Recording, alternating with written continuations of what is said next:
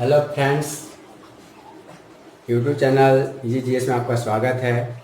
मैं दीपक कुमार भट्ट। कल के क्लास को आगे बढ़ाते हुए, जैसा कि हम लोगों ने कल क्लास में पढ़ा था कि अक्षांश और देशांतर को ड्रॉ कैसे करते हैं, खींचते कैसे हैं,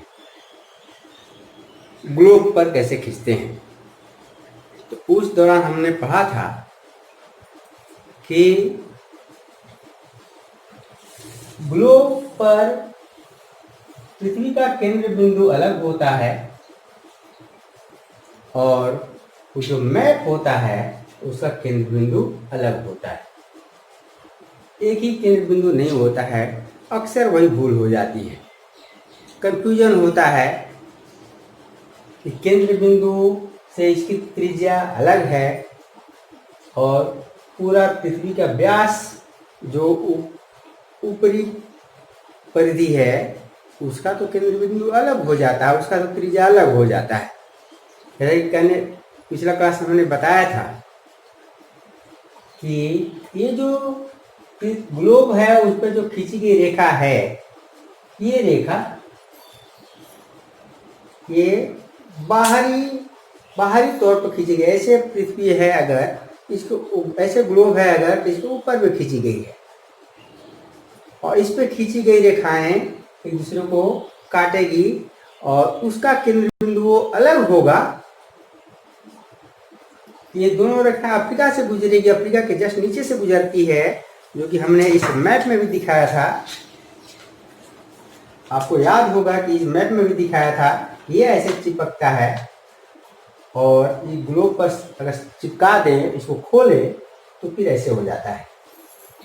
तो ये जो रेखा है हमारी, यहाँ पे हमने ड्रॉ किया है और फिर इसको एक दूसरी रेखा जो कि उत्तर दक्षिण से खींची जाती है, नॉर्थ साउथ से खींची जाती है, वो ये हो गई। ये केंद्र बिंदु यहाँ पे आएगी, यहाँ पे ऊपर से कागज पर आएगी, अंदर का केंद्र बिंदु अलग है और ये दोनों में अंतर हो जाता है। तो पृथ्वी की वास्तविक जो त्रिज्या है वो आपको मैंने बताया था कल कि 6378 किलोमीटर है और बाहरी त्रिज्या लगभग 20,000 किलोमीटर है। तो दोनों अलग अलग है, इसलिए हमेशा ध्यान रखिएगा कि जो लैटिट्यूड और लॉन्गिट्यूड की जो बातें हम करेंगे वो बाहरी वातावरण, बाहरी आवरण का करेंगे। अब हमने बात ये बताई थी कि इस पे कैसे अक्षांश रेखाओं को ड्रॉ करते हैं। तो कल हम लोगों ने चर्चा किया था कि यहाँ से जितना भी अक्षांश को खींचना हो, जितना डिग्री का अक्षांश को खींचना हो, मान लीजिए 10 डिग्री अक्षांश को खींचना है तो 10 डिग्री अक्षांश यहाँ पर आता है। क्यों आता है?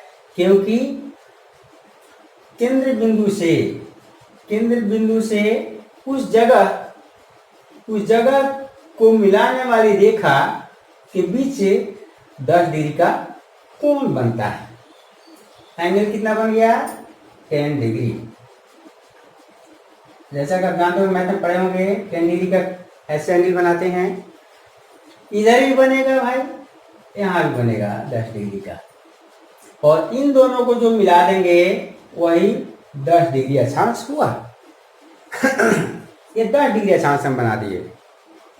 उसी तरह से अगर हमको 50 डिग्री अक्षांश बनाना हो, यहाँ पर यहाँ से यहाँ पे मान लीजिए 50 डिग्री का एंगल बन रहा होगा, यहाँ पर 50 डिग्री का बन रहा है, ये एंगल 50 डिग्री का होगा और यहाँ से जो लाइन ड्रॉ करेंगे पूरा ग्लोब पर, एक जगह से नहीं, पूरा ग्लोब पर जो लाइन ड्रॉ करेंगे वो वही अक्षांश कहलाता है। यहाँ से अगर 50 डिग्री का एंगल बना और यहाँ से जो लाइन ड्रॉ कर दिए पूरा ग्लोब पर सीधे सीधे, वो कहेंगे 50 डिग्री अक्षांश, 50 डिग्री लैटिट्यूड। और उसी तरह से एक परपेंडिकुलर के बीच में यहाँ पर 90 डिग्री का एंगल बनेगा, तो ये यहाँ पर जो अक्षांश होगा वो 90 डिग्री कहलाएगा। और सेम कंडीशन साउथ में भी है। इसको अब याद कर लीजिए, इस लंबी रेखा को इक्वेटर कहते हैं। इसका 2-3 नाम है, कभी कंफ्यूजन न हो। ये 0 डिग्री अक्षांश इसी को मानेंगे, तो हो गया 0 डिग्री अक्षांश। यहाँ से यहाँ तक ये 0 डिग्री अक्षांश यहाँ भी लिख सकते हैं, यहाँ भी लिख सकते हैं। कई बार ऐसे क्वेश्चन राइज हुए हैं लड़कों ने, जब हम समझाने के दौरान यहाँ पर समझाते हैं 0 डिग्री अक्षांश, तो कहते हैं सर यहाँ पर क्या होगा, ये भी तो 0 डिग्री अक्षांश है। अगर मैं यहाँ पर 10 डिग्री अक्षांश लिखता हूँ, इसका मतलब है ये यहाँ से यहाँ तक 10 डिग्री ही है। यहाँ से यहाँ तक 10 डिग्री, यहाँ पे जो भी शहर होंगे, जगह होगा, वो सब 10 डिग्री अक्षांश पर ही पड़ेगा। अगर 50 डिग्री अक्षांश हमने खींचा यहाँ पे, तो यहाँ पर जो भी शहर पड़ेगा, ये शहर, ये जो भी होगा वो 50 डिग्री अक्षांश पर ही कहलाएगा। सेम कंडीशन साउथ में भी होगा। साउथ में, दक्षिण में भी यहाँ पे 10 डिग्री होगा, यहाँ पर 50 डिग्री होगा। यही तो है अक्षांश। अब इस अक्षांश का एक परिभाषा, एक डिफिनीशन उभर करके आता है कि आखिर ये अक्षांश को कैसे डिफाइन किया जाए। तो इस अक्षांश के लिए मैंने ऊपर में इसका डिफिनीशन लिख दिया है, परिभाषा लिख दिया है। वह काल्पनिक रेखा याद रखिएगा, क्योंकि अंडरलाइन मैंने कर दिया, वास्तविक रेखा नहीं है, कहीं धरातल पर नहीं मिलती है, समझने के लिए खींच दिया गया है, किसी भी जगह को दिखाने के लिए खींच दिया गया है। पिछला बार हमने वीडियो में डाला था, जो मेरा लोगो देखिएगा उस पर, वो अक्षांश देशांतर पर, पृथ्वी पर अक्षांश देशांतर बना हुआ ग्लोब पर, और उस पर एक स्पाइडर को हमने दिखाया कि एक स्पाइडर वहां पर बैठा हुआ, उसकी लोकेशन, उसकी स्थिति को पता करने के लिए अक्षांश देशांतर खींचा गया है। तो काल्पनिक रेखा है, वास्तविक रेखा नहीं है।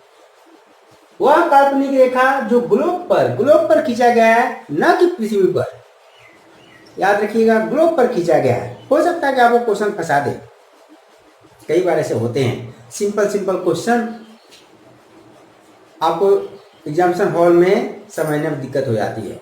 हमेशा याद रखिएगा, वह काल्पनिक रेखा जो ग्लोब पर पश्चिम से पूर्व या पूर्व से पश्चिम, यहाँ भी एक चीज हमने मार्क कर लिया कि यहाँ पे ये आप नहीं कहेंगे, जैसे मान लीजिए ये हमने ग्लोब बनाया और ये लाइन ड्रॉ कर दिया, ये 0 डिग्री अक्षांश है, 0 डिग्री लैटिट्यूड, इसको 0 डिग्री लैटिट्यूड कहेंगे, और यहाँ पर 0 डिग्री लैटिट्यूड कहेंगे। यहाँ पर इसको ये हम नहीं कह सकते हैं कि ये पूरब से पश्चिम खींची गई है कि पश्चिम से पूरब खींची गई है। इधर वेस्ट है और इधर ईस्ट है। आप कहीं भी किसी भी डायरेक्शन में बोल सकते हैं, ईस्ट टू वेस्ट या वेस्ट टू ईस्ट। लेकिन याद रखिएगा कभी भी कि अक्षांश जो भी होगा वो पूरब पश्चिम ही खिंचाएगा। इसको आप गलती से भी उत्तर दक्षिण न बोल देंगे। उत्तर दक्षिण, उत्तर से दक्षिण नहीं खींची गई है, उत्तर दक्षिण ही है, बल्कि पश्चिम से पूरब या पूरब से पश्चिम खींची गई है। इसलिए हमने स्पष्ट लिखा है, वह काल्पनिक रेखा जो ग्लोब पर पश्चिम से पूरब या पूरब से पश्चिम खींची गई है अक्षांश कहलाती है। अब आपको कोई भी समस्या इसमें नहीं होगी। फिर से देख लीजिए, काल्पनिक रेखा है, ग्लोब पर खींची गई है, डायरेक्शन हमेशा पश्चिम से पूरब या पूरब से पश्चिम कहिएगा, उत्तर दक्षिण कभी नहीं कहना है, और उसी को अक्षांश कहलाएगी। लेकिन अब एंगुलर डिस्टेंस के बारे में अगर गणना करें कि ये कोण भी तो बनाती है, कोई भी अक्षांश रेखा हो वो मध्य बिंदु के पास कोई न कोई कोण बनाएगी। जितना डिग्री का अक्षांश है उतना डिग्री का कोण मध्य बिंदु के पास बनेगा। अब मध्य बिंदु कहाँ है, कल भी बताए थे। मध्य बिंदु कहाँ है, देख लीजिए। ये मध्य बिंदु, ये 0 डिग्री, ये उत्तर से दक्षिण की रेखा खींची जाती है। ये भी पृथ्वी को 2 भागों में बांटेगी, पूर्व और पश्चिम। एक यहाँ भी 0 डिग्री खींची गई। जैसे आप ये देख लीजिए, यहाँ आप ये देख लीजिए, ये हो गया ग्लोब, ये एक रेखा हो गई, एक उत्तर और दक्षिण 2 भागों में बांट दी। ये इसी को कहते हैं उत्तरी गोलार्ध। उत्तरी गोलार्ध और दक्षिणी गोलार्ध।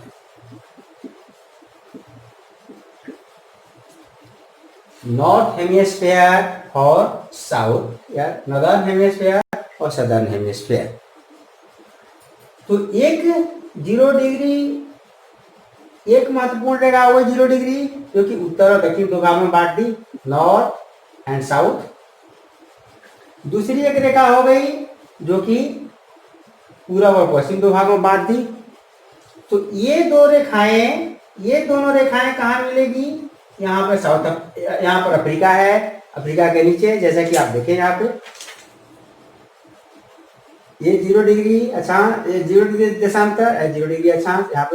यहाँ पर मध्य बिंदु है अफ्रीका के नीचे में, यहीं से इस सारे कोण बनेंगे। अगर 50 डिग्री लैटिट्यूड है, 50 डिग्री अक्षांश है, तो वो यहाँ पे होगा, अर्थात यहाँ पर कटेगा, तो यहाँ पे ये लाइन ड्रॉ करेंगे। यहाँ पर हमने किया है, ये 50 डिग्री अक्षांश बनेंगे। तो ये एंगल आपने देख लिया, और इसी तरह से यहाँ से मध्य से जो भी अक्षांश होगा मध्य पर उतना डिग्री का कोण बनाएगा। हमने लिखा है यह कोण अक्षांश रेखा, यह ग्लोब के केंद्र से,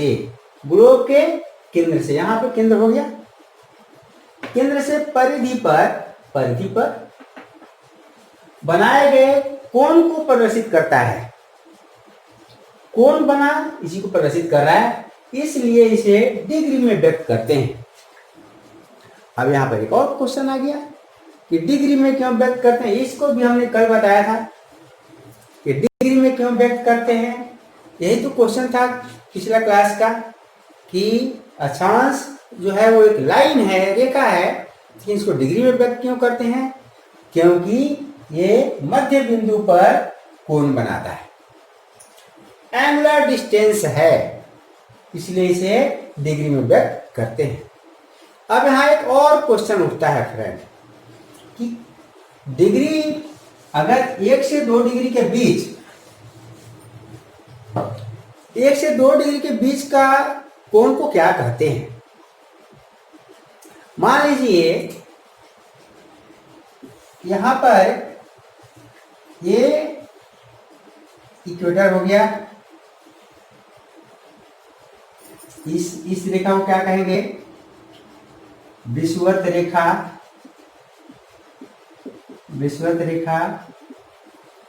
या इसको क्या कहेंगे, भूमध्य रेखा,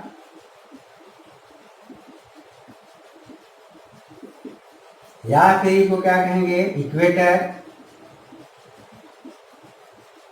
इक्वेटर कहेंगे, या फिर इसको 0 डिग्री अक्षांश कहेंगे, या 0 डिग्री लैटिट्यूड कहेंगे। ये तीनों चारों नाम याद रखिएगा। विषुवत रेखा कहेंगे, भूमध्य रेखा क्यों कहेंगे, क्योंकि ये भूमि के मध्य में खींची गई रेखा है। इंग्लिश में इक्वेटर कहेंगे, और 0 डिग्री अक्षांश या 0 डिग्री लैटिट्यूड भी कर सकते हैं। अब मान लीजिए कि 1 से 10 डिग्री यहां पर हो गया, चलिए 10 डिग्री अक्षांश खींच दिया हमने। कोई स्थान या कोई देश 10.5 डिग्री से शुरू होता है, 10.5 डिग्री दैट मीन्स यहाँ पर होगा। मान लीजिए सपोज कीजिए यहाँ पर कोई स्थान है यहाँ पे अगर शुरू होता है तो इसको कैसे आप व्यक्त करेंगे? इसको व्यक्त करने के लिए मिनट का यूज किया जाएगा। आप जानते हैं कि जो 1 से 2 डिग्री के बीच का जो कोई भी एंगल लेंगे, कोई भी कोण लेंगे, तो उसको मिनट में व्यक्त करते हैं। तो यहाँ पे 10.5 डिग्री है, यहाँ पर 10 डिग्री लैटिट्यूड है, और ये है, इसको क्या कहेंगे? 10.5 डिग्री को क्या कहेंगे?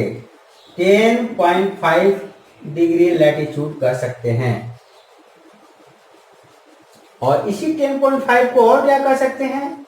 इसका 2-3 नाम हो जाएगा। 10.5 डिग्री लैटिट्यूड अक्षांश, या फिर इसको क्या कहेंगे? मिनट में व्यक्त करेंगे 10 डिग्री 30 मिनट। ऐसे भी लिख सकते हैं, या ऐसे भी लिख सकते हैं, या फिर इसको ऐसे लिखेंगे 10 इंटू हाफ डिग्री लैटिट्यूड। 3 तरह से लिखेंगे। और अगर पूरी तरह वर्ड में लिखेगा तो ऐसा लिख सकता है, या 10 डिग्री 30 मिनट, ऐसे लिखा जाएगा। कोई कंफ्यूजन आपको नहीं होना चाहिए, क्योंकि इसका बाद में यूज होगा। जैसे आप भारत का या इंडिया का आप जब अक्षांश पढ़ेंगे, कितना डिग्री से इंडिया का अक्षांश स्टार्ट होता है, तो उसमें आपको ऐसा नहीं 8 डिग्री 4 मिनट स्टार्ट होता है। 8 डिग्री से ज्यादा, 8 डिग्री से थोड़ा सा ज्यादा, तो ज्यादा वाला को मिनट में व्यक्त करेंगे। 8 डिग्री से ज्यादा, थोड़ा सा ज्यादा, 9 डिग्री नहीं है, तो कहेंगे 8 डिग्री 4 मिनट। मिनट बोलना है, क्योंकि डिग्री को 1 डिग्री से कम अगर कोई कोण बन रहा हो तो उसको मिनट में व्यक्त करते हैं मैथमेटिक्स में। इसीलिए यहाँ भी उसी तरह से व्यक्त करेंगे। सेकेंड में भी होता है, मिनट से भी अगर छोटा कोण होगा तो सेकेंड में भी होगा। मिनट से भी अगर कोई छोटा लैटिट्यूड होगा उसको सेकेंड में व्यक्त करेंगे, लेकिन सेकेंड में बहुत कम ही व्यक्त किया जाता है। क्यों? क्योंकि 2 डिग्री 2 अक्षांशों के बीच की दूरी 111 किलोमीटर होती है, तो आधा से आधा या आधा 1 का 100वां भाग करेंगे, 10वां भाग करेंगे तो बहुत कम हो जाएगा। उसको अभी देखते हैं, नीचे में हमने लिखा है। एक बात जान लीजिए कि आप कोई भी वीडियो देख रहे हैं, उसके पहले वाला अगर वीडियो आप नहीं देखेंगे आपको समझ में नहीं आएगा। लगातार सिलसिलेवार एक दूसरे पर डिपेंड है वीडियो। या मेरी पढ़ाई जो होती है वो हर पढ़ाई एक दूसरे से डिपेंड है, इंडिपेंडेंट नहीं है। अब देखिए 2 डिग्री अक्षांशों के बीच की दूरी लगभग 111.13 किलोमीटर होती है। कितना होती है फ्रेंड? 2 डिग्री अक्षांशों के बीच की दूरी। अब सपोज कीजिए ये है हमारी पृथ्वी और यहाँ पे है हमारा इक्वेटर। अब आप समझ गए हैं इक्वेटर क्या है? इक्वेटर है, ये हमारी इक्वेटर। इक्वेटर से ऊपर 90 अक्षांश खींचे गए हैं, ऐसे ऐसे लाइनें 90 हैं। ये है 0 डिग्री, 1 2 3 4 करके यहाँ पर 90 डिग्री तक आती है। दक्षिण में भी वही है, 1 2 3 4 करके यहाँ पे 90 डिग्री आती है। इसको अंतर क्या है? दोनों को 90-90 में फंस सकते हैं। इसको 90 बोलेंगे तो ये हम बोलेंगे इस 90 को, दूसरा समझेगा इस 90 को। इस 90 में क्या अंतर है? तो दोनों में कुछ भी अंतर नहीं है, दोनों रेखाएं समान होगी, नीचे की सभी सारी रेखाएं समान होंगी। 90 डिग्री ऊपर वाला को बोलेंगे नॉर्थ और 90 डिग्री नीचे वाला को बोलेंगे साउथ। कोई कंफ्यूजन नहीं होता कोई भी रेखा को। जैसे हम यहाँ पे लेते हैं 1 डिग्री, मान लीजिए 1 डिग्री हो गया, और यहाँ पर लेते हैं 1 डिग्री।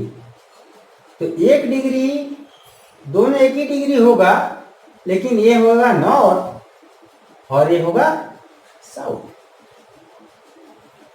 मान लीजिए 50 डिग्री लेते हैं, तो ये होगा 50 डिग्री साउथ और ये होगा 50 डिग्री नॉर्थ। ये होगा 50 डिग्री नॉर्थ। इतनी सी बात है। क्यों होगा नॉर्थ? क्योंकि ये इक्वेटर के ऊपर में है और मैप में ऊपर को उत्तर दिशा कहते हैं। ऊपर वाला को नॉर्थ, ऊपर में जितनी भी रेखाएं खींची गई हैं सब नॉर्थ में कहलाएगी। अब यहाँ पर हमने एक लाइन ले लिया, मान लीजिए यह है 70 डिग्री, ये 70 डिग्री क्या लिखेंगे? नॉर्थ। यहाँ पे हमने लिया, उसी तरह से यहाँ भी लेंगे, यहाँ भी 70 डिग्री, इस 70 डिग्री को क्या लिखेंगे? साउथ। कहीं कोई कंफ्यूजन नहीं होनी चाहिए, केवल नॉर्थ साउथ याद रखिएगा। अब एक बात आती है कि 2 डिग्री अक्षांशों के बीच की दूरी लगभग 111.13 किलोमीटर होती है। अब देखिए यहां पर ये दूरी, यहां पर इस डिस्टेंस के बारे में बात कर रहे हैं, यहां पर ये दूरी के बारे में बात कर रहे हैं, इस डिस्टेंस के बारे में। यहाँ पे है 0 डिग्री, यहाँ पर है 1 डिग्री, ये दोनों के बीच की दूरी 111 किलोमीटर समथिंग होगी। कितना है ये? 111 किलोमीटर। इस डिस्टेंस से आप ये भी पता कर सकते हैं कि कोई देश लगभग कितना बड़ा होगा। अब आप देखिए, अगर सपोज करिए कि यहां से एक देश है यहां तक, 0 डिग्री अक्षांश से लेकर के आगे तक फैला हुआ है। यहां पे मान लीजिए 20 है या 30 मान लीजिए, 0 से 30 तक अगर फैला हुआ है तो इससे उत्तर से दक्षिण की लंबाई आपको लगभग ज्ञात हो जाएगी। कैसे? 1 डिग्री के बीच, 2 डिग्री के बीच में 111 किलोमीटर का अंतर है, तो 30 डिग्री का पता करना है आपको, तो 111 इंटू 30 इक्वल टू, पता कर लीजिए, तुरंत पता हो जाएगा। 3 कर दिए, 1 0 बैठा दिए, कितना किलोमीटर? 3330 किलोमीटर होगा। इसीलिए 9th क्लास में इसमें टॉपिक पढ़ना है साइज एंड लोकेशन। लोकेशन तो आप पहले देख लिए, लोकेशन को ही प्राप्त करने के लिए, लोकेशन माना होता है स्थिति। स्थिति को प्राप्त करने के लिए ही हमने अक्षांश और देशांतर को ड्रॉ किया। जो भी अक्षांश हम बता रहे हैं सर स्थिति के लिए ही, लेकिन साइज माने आकार कैसे प्राप्त करेंगे? लगभग आकार आपको पता चल जाएगा। उत्तर से दक्षिण कितना किलोमीटर लंबा है और पूर्व से पश्चिम कितना लंबा होगा वो देश। तो इस तरह से आप पता कर सकते हैं कि कोई स्थान कहां पे होगा और कितना बड़ा होगा। एक और बात आती है कि 2 डिग्री अक्षांशों के बीच की दूरी लगभग क्यों हमने लिख दी? जब हम एक्यूरेट वैल्यू यहाँ लिख रहे हैं तो फिर हमको तो बिल्कुल एक्यूरेट वैल्यू लिख देना चाहिए था। 111.13 किलोमीटर होती है, ऐसा हम नहीं लिख रहे हैं, लगभग लिख रहे हैं। इसलिए लगभग लिख रहे हैं कि पृथ्वी जो है पूरी तरह से गोल नहीं है, स्फेरिकल नहीं है, एलिप्टिकल है, अंडाकार है।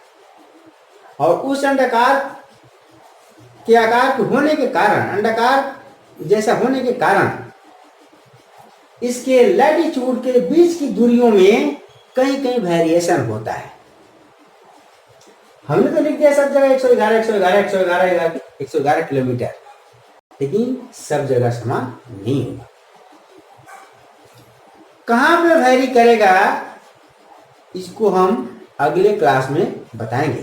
कैसे वैरी करता है, कैसे पृथ्वी कैसी है, उसका बहुत बड़ा इंपॉर्टेंस है। उसको उसका इंपॉर्टेंस ग्रेविटेशनल फोर्स में भी दिखाई देगा आपको। किसी वस्तु का भार कहाँ पे ज्यादा होगा, किसी वस्तु का भार कहाँ पर कम होगा, वो उसमें वैरी करता है इसके आकार से, आकार के कारण। लेकिन एक बात और ध्यान रखिएगा, बीच की दूरी लगभग तो आपको 111.13 है, एवरेज है, औसत है। उसको माइल में अगर कन्वर्ट कर देगा, वहां भी फंसाता है क्वेश्चन में। कई बार हमने एग्जामिनेशन में देखा है कि दो अक्षांशों के बीच की दूरी आप याद करके गए 111.13 किलोमीटर, वहां पर दे दिया माइल में, और 111.13 माइल में जोड़ देगा और 69 माइल भी जोड़ देगा, माने मील। याद रखिएगा 111.13 किलोमीटर, दैट मीन्स 69 मील या माइल। तो इसको गौर से पढ़िए, आपको समझ में आएगा। और ये अक्षांश से बहुत सारे क्वेश्चन बनते हैं। ये अक्षांश और देशांतर इतना सिंपल नहीं है, एक दिन में या तो एक दिन में समाप्त हो जाए, या फिर इसमें 10-15 क्लासेस लग सकते हैं। लेकिन अगर 10-15 क्लासेस आप पढ़ लेंगे तो निश्चित रूप से 70% ज्योग्राफी आपका कंप्लीट हो जाएगा, ये मेरा दावा है। तो अगले क्लास में मिलते हैं। लेकिन एक और बात कह दे जाते जाते कि आप गहराई से पढ़िए। अभी लड़कों में सिंसियरिटी नहीं आई है, क्योंकि जो लड़के पढ़ाई बढ़िया से कर रहे हैं उनका कमेंट आ रहा है बढ़िया, और कमेंट से हम लोग पता कर लेते हैं कि कौन कितना सिंसियर है। जैसे मैं एग्जाम्पल के रूप में लूंगा, एक लाडली कुमारी हैं, उनका जो कमेंट आया, कमेंट देख करके पता चलता है वो कितना डीप में पढ़ती होंगी। हर स्टेप के बारे में वो समझती हैं। हम हर स्टेप, जो भी पूरा वीडियो में स्टेप देते हैं, कहाँ पर याद करने का चीज है, वो उसके ऊपर गौर करती हैं। देवव्रत जी हैं, देवव्रत जी भी अच्छा से स्टडी करते हैं। आपको भी स्टडी करना है, क्योंकि खास करके बिहार के लड़कों को मैं कह रहा हूँ, बिहार में बहुत सारी वैकेंसी आ रही है, बहुत सारी वैकेंसी आ रही है। और अभी आप सिंसियर नहीं होंगे तो कब सिंसियर होंगे? और पढ़ाई कहीं बेकार नहीं जाता फ्रेंड्स। वैकेंसी आए या ना आए अलग मैटर है, लेकिन नॉलेज आपको होना चाहिए। इसलिए हम आपको वीडियो नहीं बनाते हैं कि आपको सब्सक्राइब करें, व्यू दें, लाइक करें, बल्कि इसलिए बनाते हैं कि आपका नॉलेज बढ़े। और उसमें आप कमेंट जरूर लिखें, कमेंट की जरूरत है। कमेंट से हम आपका एनालिसिस करते हैं कौन कितना पढ़ रहा है। तो इसी के साथ विदा लेते हैं। Thank you very much.